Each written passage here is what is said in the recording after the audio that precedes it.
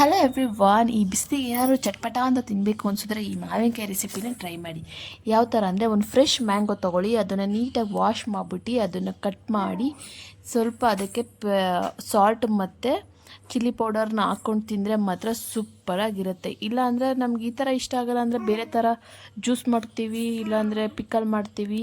ಆ ಥರ ಏನಾದರೂ ಇಷ್ಟ ಇರೋರು ಆ ಥರ ಬೇಕಿದ್ರೆ ಮಾಡ್ಬೋದು. ಈಗಂತೂ ಮಾವಿನಕಾಯಿ ಸೀಸನ್ ತುಂಬಾ ಮಾವಿನಕಾಯಿಂದ ವೆರೈಟಿ ಥರ ಫುಡ್ ಮಾಡ್ತಾರೆ, ಜ್ಯೂಸ್ಗಳು ಮಾಡ್ತಾರೆ, ಲೆಸ್ಸಿ ಮಾಡ್ತಾರೆ, ಎಲ್ಲ ಥರದ್ದು ಮಾಡ್ತಾರೆ. ನಿಮ್ಗೆ ಯಾವ ಥರ ಬೇಕೋ ಆ ಥರದ್ದು ಬೇಕಾದ್ರೆ ನೀವು ಟ್ರೈ ಮಾಡ್ಬೋದು.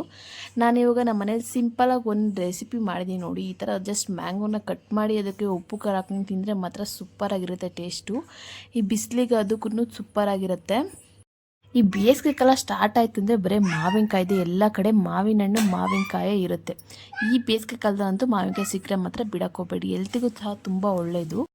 ಮಾವಿನ ಹಣ್ಣಲ್ಲಿ ವಿಟಮಿನ್ ಎ ಮತ್ತು ವಿಟಮಿನ್ ಸಿ ತುಂಬ ಜಾಸ್ತಿ ಇರುತ್ತೆ. ಹಂಗೆ ಅದರಲ್ಲಿ ನಾರಿನಾಂಶ ಸಹ ಇರುತ್ತೆ. ಕಾರ್ಬೋಹೈಡ್ರೇಟ್ ಎಲ್ಲ ಇರೋದ್ರಿಂದ ಬಾಡಿಗೆ ತುಂಬ ಎನರ್ಜಿ ಸಹ ಬರುತ್ತೆ. ಮ್ಯಾಂಗೋ ಸೀಸನಲ್ಲಂದು ಮಾವಿನ ಹಣ್ಣು ಮಾತ್ರ ನಾವು ಮಿಸ್ ಮಾಡ್ಕೊಳ್ಳೇಬಾರ್ದು. ಅಂದಾಗಿ ಈಗ ಮಾವಿನ ಹಣ್ಣು ಮೇಳ ಮತ್ತೆ ಸ್ಟಾರ್ಟ್ ಆಗಿದೆ. ನ್ಯಾಷನಲ್ ಕಾಲೇಜ್ ಫೀಲ್ಡಲ್ಲಿ ವಾಸವಿ ಕಾನ್ವೆಂಟ್ಸ್ ಅವರು ಸ್ಟಾರ್ಟ್ ಮಾಡಿರೋದು.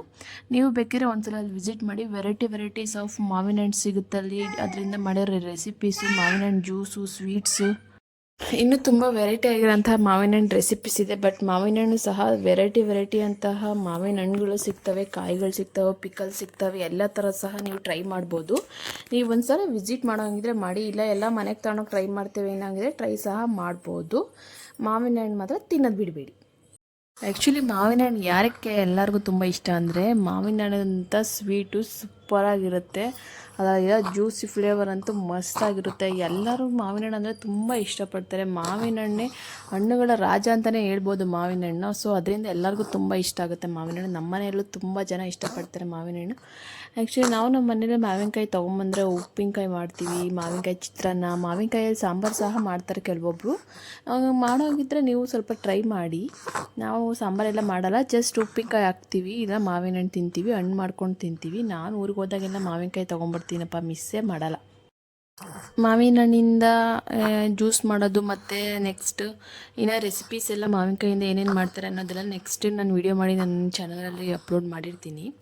ಯಾರ್ಯಾರೆಲ್ಲ ವೀಡಿಯೋ ಬೇಕು ನನ್ನ ಅಕೌಂಟ್ನ ಸಬ್ಸ್ಕ್ರೈಬ್ ಮಾಡಿ ಆ್ಯಂಡ್ ಶೇರ್ ಮಾಡಿ. ಈ ಥರ ರೆಸಿಪೀಸ್ ಎಲ್ಲ ತುಂಬ ಅಪ್ಲೋಡ್ ಮಾಡಿದ್ದೀನಿ, ಎಲ್ಲ ನೋಡಿ. ದೆನ್ ಬೇರೆ ಥರ ಯಾವುದಾದ್ರೂ ರೆಸಿಪೀಸ್ ನಿಮಗೆ ಗೊತ್ತಿದ್ದರೆ ಕಮೆಂಟ್ ಮಾಡಿ, ನಾನು ಒಂದು ಸಲ ಟ್ರೈ ಮಾಡ್ತೀನಿ. ಗೊತ್ತಿಲ್ಲದೆ ಇರೋದು ಏನಾದರೂ ತಿಳ್ಕೊಳೋದ್ರಲ್ಲಿ ಒಂಥರ ಖುಷಿ ಅಲ್ವಾ. ಸೊ ನನಗೂ ಆ ಥರ ಏನಾದರೂ ರೆಸಿಪೀಸ್ ನಿಮ್ಗೆ ಗೊತ್ತಿರೋದಿದೆ ನನಗೆ ತಿಳಿಸ್ಕೊಡಿ, ನಾನು ಒಂದು ಸಲ ಟ್ರೈ ಮಾಡ್ತೀನಿ. ಮ್ಯಾಂಗೋ ಜ್ಯೂಸು, ಮಾಜಾ, ಆ ಥರ ಫಾಂಟಾ ಆ ಥರದ್ದೆಲ್ಲ ಹೊರ್ಗಡೆ ನಾವು ಕುಡಿಯೋದಕ್ಕಿಂತ ಅದ್ರ ಬದಲು ದುಡ್ಡು ಕೊಟ್ಬಿಟ್ಟು ಮಾವಿನ ಹಣ್ಣು ಮನೆಗೆ ತೊಗೊಂಡೋಗಿ ಜ್ಯೂಸ್ ಮಾಡ್ಕೊಂಡು ಕುಡಿಯೋದು ಬೆಸ್ಟ್ ಅಲ್ವಾ. ಅದರೆಲ್ಲ ಪ್ರಿಸರ್ವೇಟಿವ್ ಇರುತ್ತೆ, ಕೆಮಿಕಲ್ ಆ್ಯಡ್ ಮಾಡಿರ್ತಾರೆ, ಫುಡ್ ಕಲರ್ ಆ್ಯಡ್ ಮಾಡಿರ್ತಾರೆ.